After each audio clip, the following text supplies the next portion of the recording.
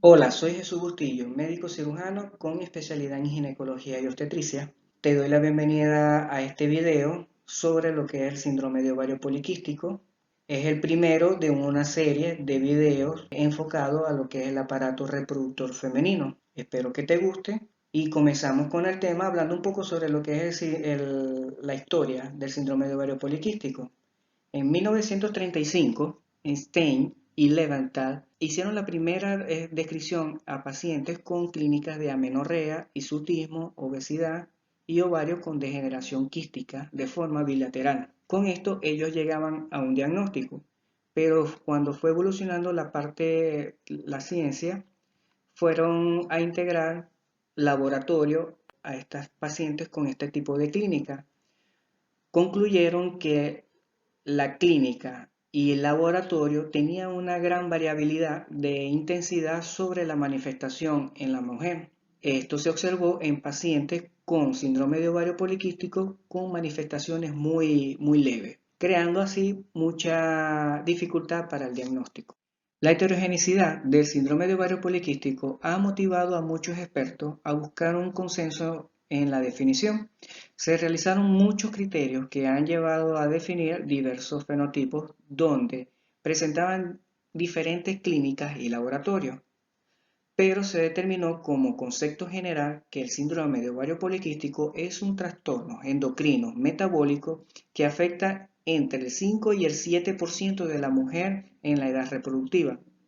Esto va a depender de la zona también. Va a estar siempre ligada a lo que es hiperandrogenismo, anovulaciones y ovarios de aspecto poliquístico en la ecografía. Se estima que la prevalencia del síndrome de ovario poliquístico en mujeres de edad fértil es de entre 5 a 7%, como ya había descrito anteriormente. Esto va a depender de la zona y de los criterios que se van a utilizar para su diagnóstico. Tenemos, por ejemplo, los países nórdicos tienen una inferior prevalencia en comparación con los países mediterráneos. Podemos tomar en cuenta también, o por ejemplo, en Estados Unidos, según una investigación de la Universidad de Alabama, ha establecido de que la prevalencia allí es de un 4%. En Europa, otros trabajos de investigación han hablado sobre una prevalencia entre el 6 y el 7%. Y se ha integrado un factor también en estos tipos de investigaciones sobre la resistencia a la insulina. Se observa una mayor incidencia en poblaciones que tienen una alta prevalencia de resistencia a la insulina. Existen evidencias cada vez más fuertes que los factores, tanto genéticos como ambientales, juegan un papel muy importante en la etiología de la patogenia del síndrome de ovario poliquístico.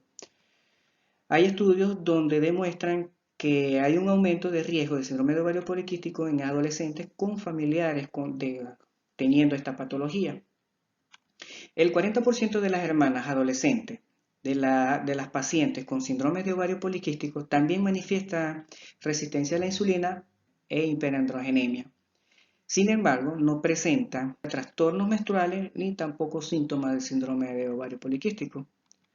Se han estudiado de manera independiente la foliculogénesis, que es la formación de los folículos, y la anormalía metabólica, hallando una relación entre lo que es el síndrome de ovario poliquístico y los genes que alteran la esteroidegénesis y los trastornos de la secreción de la insulina. Hay estudios que avalan que hay un locus cercano a lo que es el gen de los receptores de la insulina en el cromosoma 19p302 que participa en la patogenia del síndrome, alterando así las regulaciones de la biosíntesis de andrógeno en ovario y en las suprarrenales.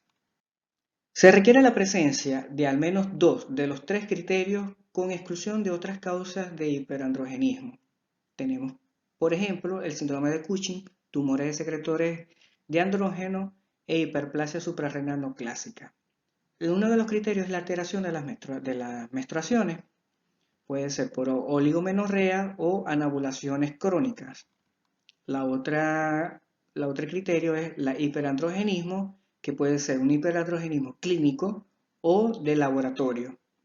Existen razas donde es difícil evaluar la hiperandrogenismo por ejemplo, la raza de los asiáticos, donde el único signo que se puede ver en estas razas sería un cutis oleoso, ya que ellos son los que tienen menos presencia de folículos pilosos.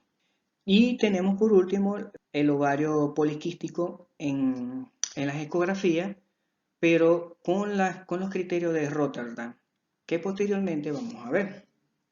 Los criterios ecográficos de Rotterdam consisten básicamente en la cantidad de folículos presentes en cada ovario, el tamaño de esos folículos y el volumen del ovario. Se establece de que debe haber más de 12 folículos en cualquiera de los dos ovarios, donde esos folículos sean menores a 10 milímetros.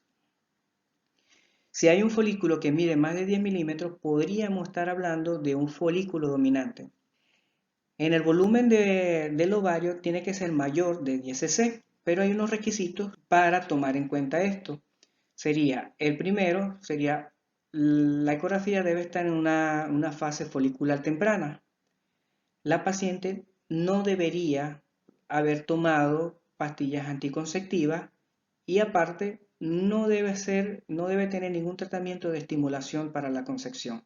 Aquí debajo mostramos la presencia de dos ovarios con múltiples quistes que se disponen en la periferia de forma redonda, ¿ok?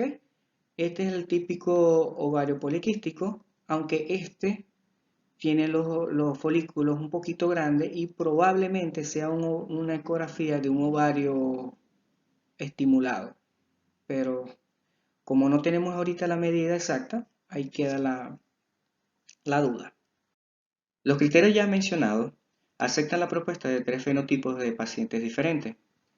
El fenotipo 1, que es el síndrome de ovario poliquístico clásico, que se caracteriza por un hiperandrogenismo clínico o de laboratorio, oligamenorrea o anovulaciones crónicas con o sin ovario poliquístico en la ecografía. Tenemos el fenotipo 2, el síndrome de ovario poliquístico ovulatorio. Se caracteriza por la hiperandrogenismo, que puede ser clínico o de laboratorio, y los ovarios poliquísticos, pero los ciclos menstruales son normales. Y por último, tenemos el fenotipo 3, que consiste en que los pacientes presentan anovulaciones crónicas y ovarios poliquísticos, pero no presentan signos de hiperandrogenismo. Este es el tipo de los fenotipos donde los médicos tienen mayor discrepancia en lo que es el diagnóstico por la variabilidad que se presenta en este caso. Podemos decir como último que tanto las pacientes como de síndrome de ovario poliquístico clásico como el ovulatorio presentan una incidencia de resistencia a la insulina y factores de riesgo cardiovasculares más altos. A pesar de que el síndrome de ovario poliquístico es una de las principales causas de hiperandrogenismo y trastornos menstruales en la adolescencia, existe un sobrediagnóstico de esta patología por parte del médico.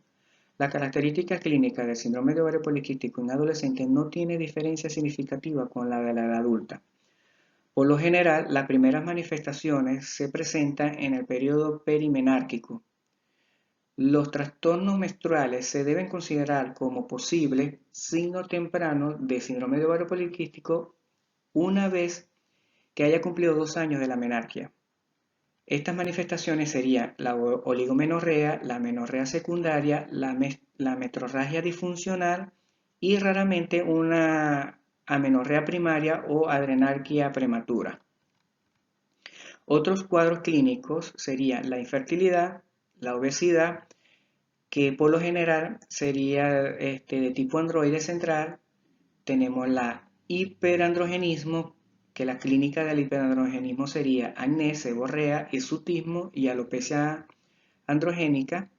Y por último, tenemos el cuadro clínico de la hiperinsulinemia, que se ve en el 50% de las pacientes con síndrome de ovario poliquístico. Se observa obesidad central y acantosis nídrica en los pliegues del cuello, de la axila y de las zonas inguinales. Estos cuadros clínicos por el tiempo se van desarrollando y no involucionan. Hay que hacer modificaciones en el hábito y otros cambios para que la enfermedad pueda involucionar. Es importante señalar que en los adolescentes es frecuente ver los exámenes de laboratorio con resistencia a la insulina. Esto por lo general puede ser debido a la edad y lleva al sobrediagnóstico de la resistencia a la insulina por parte del médico. Sin embargo, en la adolescencia, con una persistencia de la hiperandrogenismo y amenorrea en el primer año luego de los 2 años de la menarquia, no se debe dudar sobre este diagnóstico. Una de las principales razones en que las adolescentes solicitan la consulta médica es por la hiperandrogenismo clínico. Esto es de gran importancia considerarlo ya que es preocupante para ellos por la parte estética que pudiera afectar su imagen corporal, la identidad sexual y otros aspectos clínicos de su maduración emocional y psicosomático. Y por último, por parte de la resistencia a la insulina, se manifiesta lo que es la acantosis nídrica, elevación del índice de masa corporal e intolerancia a la glucosa, subsiguiente a la principal preocupación de los médicos, que es por el desarrollo hacia una diabetes mellitus. Los estudios iniciales que se pueden practicar en pacientes que presenten oligomenorrea, hiperandrogenismo y una alta sospecha de síndrome de ovario poliquístico sería examen del laboratorio y exámenes de imágenes. Por parte de los exámenes de laboratorio de inicio para el síndrome de ovario poliquístico tenemos la FSH, LH y la relación que hay entre ellas dos, el estriol, TSH, prolactina, testosterona total, la globulina, fijadora de hormona sexual, y medir la que es la incidencia de los andrógenos libres, androstenediona y la deshidroespiandrosterona y la deshidroespiandrosterona sulfato. Y por último tenemos la 17-hidroprogesterona. Y los otros estudios que se podrían utilizar son la parte de exámenes de imágenes como la ecografía abdominal para valorar lo que son las glándulas suprarrenales, ver su configuración, qué característica tiene. Igual sería la parte de la ecografía pélvica, que obviamente es para visualizar o valorar bien lo que son los ovarios.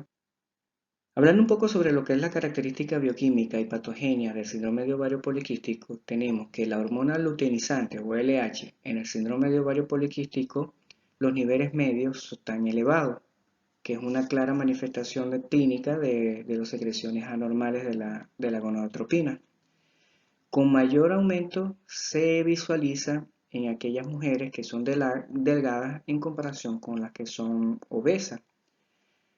Al igual que el hiperandrogenismo en el fenotipo 3 del síndrome de ovario poliquístico, las secreciones de LH no necesariamente tienen que estar elevadas en presencia de una ecografía con un ovario poliquístico.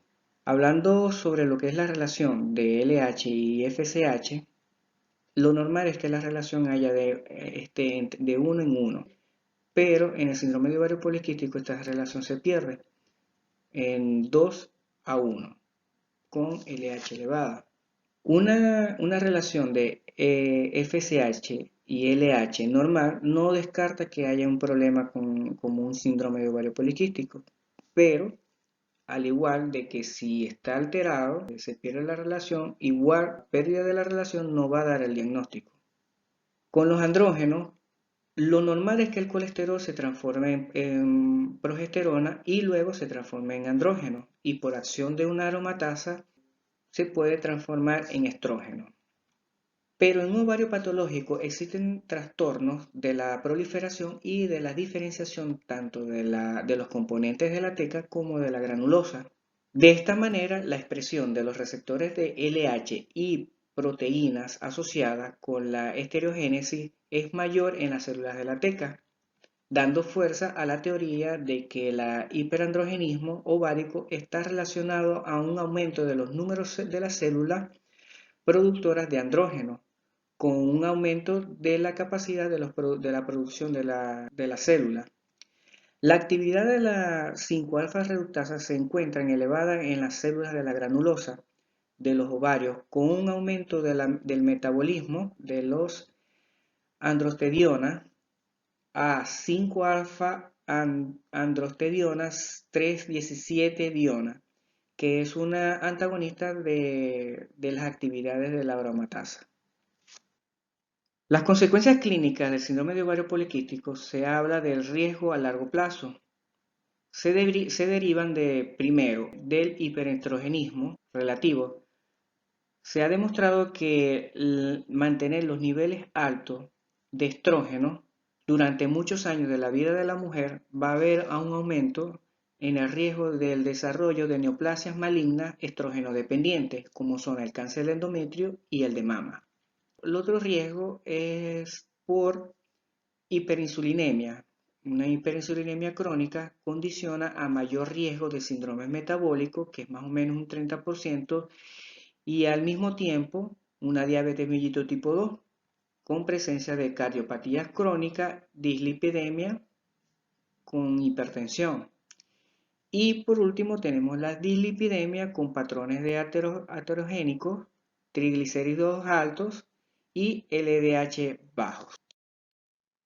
Con respecto a la resistencia a la insulina, diabetes mellitus y síndrome metabólico en aquellas pacientes adolescentes con síndrome de ovario poliquístico, vemos que la mayoría son normoglicémicas, pero a la prueba de la sobrecarga oral de la glucosa, a menudo revelan que los adolescentes con síndrome de ovario poliquístico presentan intolerancia a la glucosa subclínica no diagnosticada, que traduce a problemas de desarrollo de diabetes tipo 2 a la edad adulta o ante la menopausia.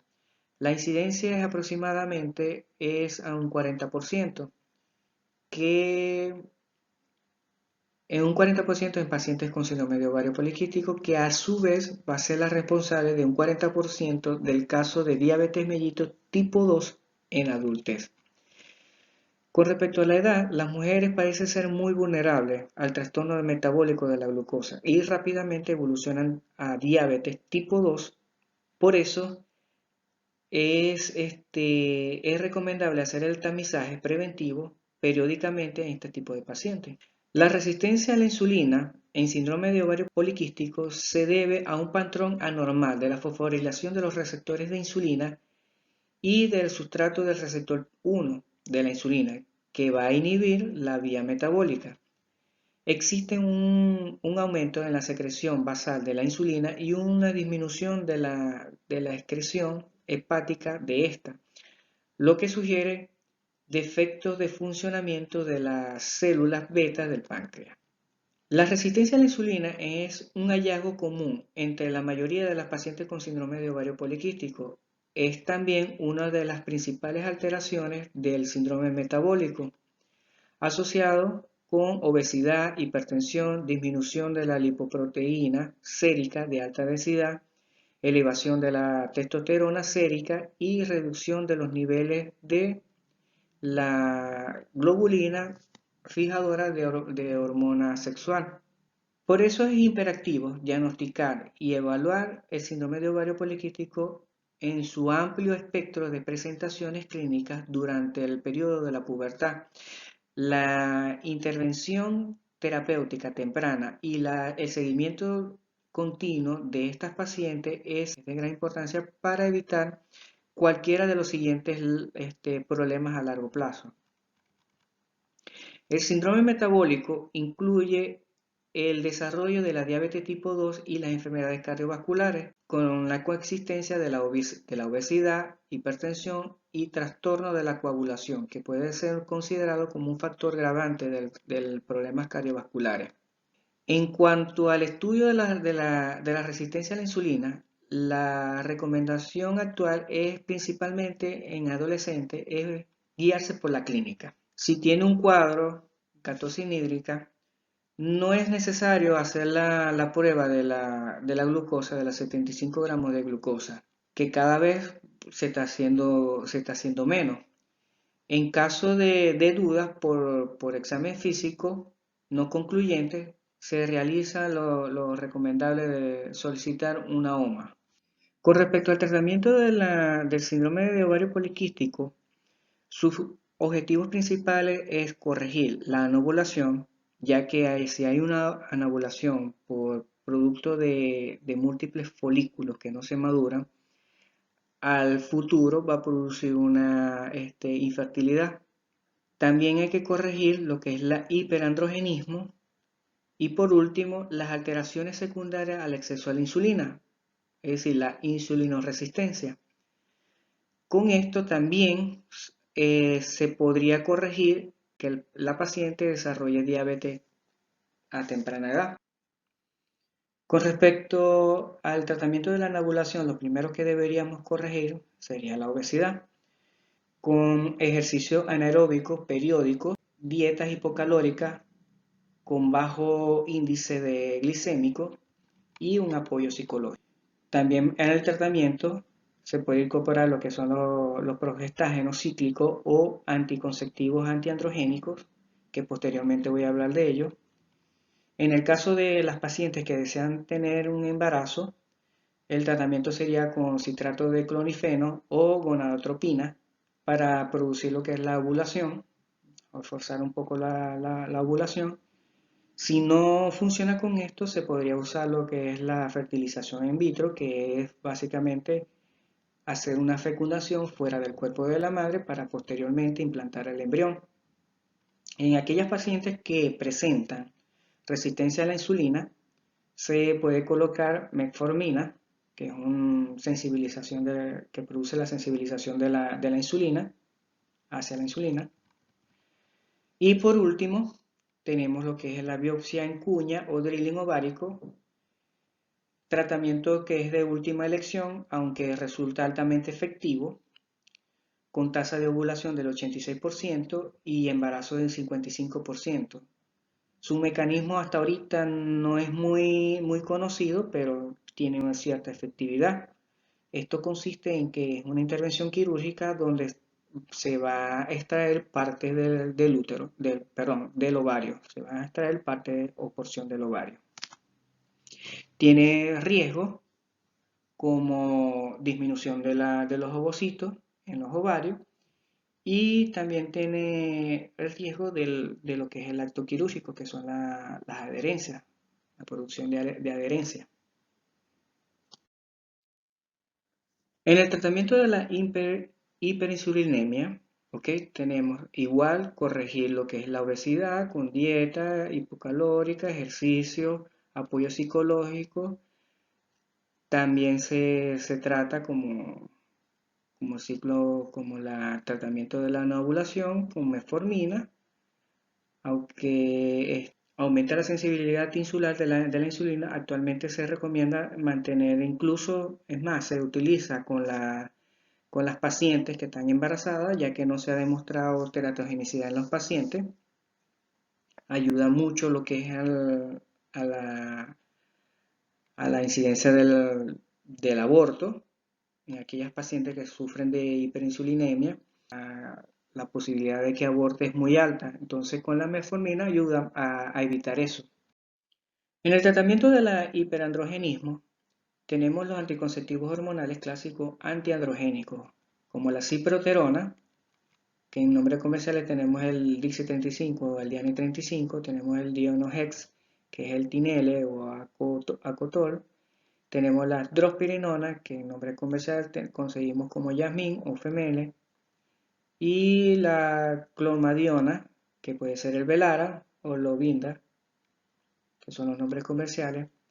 En general los anticonceptivos bajan la LH y aumentan lo que es la globulina, que es fijadora de hormona sexual, con disminución de la testosterona total. Finalmente los niveles de testosterona libres decaen, por esto podemos decir de que las pastillas anticonceptivas tienen su efecto antiandrogénico. En lo que son las antiandrogénicos específicos, como la espirolactona, que podría tomarse hasta 200 miligramos diarios, tiene su efecto diurético, ayuda bastante.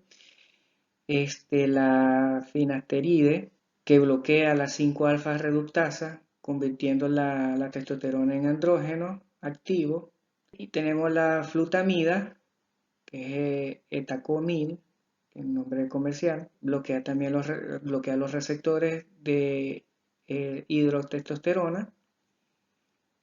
Alto riesgo de este tipo de medicamentos es de alto riesgo teratogénico en caso del embarazo. Y por último tenemos el tratamiento cosmético, que es aunque únicamente es sintomatológico, puede ayudar a mejorar lo que es la autoestima de la paciente con hirsutismo, que específicamente es importante en caso de las adolescentes. Existen diversas alternativas que puedan reducir la molestia, por lo menos las depilaciones químicas, depilaciones con cera y etcétera. Para el manejo del acné sería bueno una evaluación por un dermatólogo para que pueda colocar un buen tratamiento, un tratamiento que complemente la terapia. Y en general se podría indicar jabones antisépticos y dar educación a la paciente para que no reventar las espinillas. Como conclusión tenemos que el síndrome de ovario poliquístico es una disfunción endocrino-metabólica crónica muy frecuente en la que coexiste con hiperandrogenismo, anovulaciones y ovarios de aspecto poliquístico en la ecografía. Se requiere al menos 2 de 3 criterios para hacer su diagnóstico. La insulina resistencia acompaña a más del 50% de estas pacientes y tiene un fuerte componente genético. Su tratamiento requiere de modificaciones del estilo de vida que implica la dieta, ejercicio y fármaco para corregir las anovulaciones e hiperandrogenismo, la insulinoresistencia y por último la dislipidemia asociada. Bueno, muchas gracias por ver el video hasta aquí completamente. Para mí es grato saber de que llegaste al final del video. Te pido por favor que te suscribas, que le des a la campanita para que sepas cuando ya suba otro video, ya que este es el primer video de muchos, de una serie de videos en lo que es la área de ginecología y obstetricia. Y bueno, espero que te haya gustado y que me sigas apoyando con este proyecto que estoy enrumbando. Muchas gracias por todo.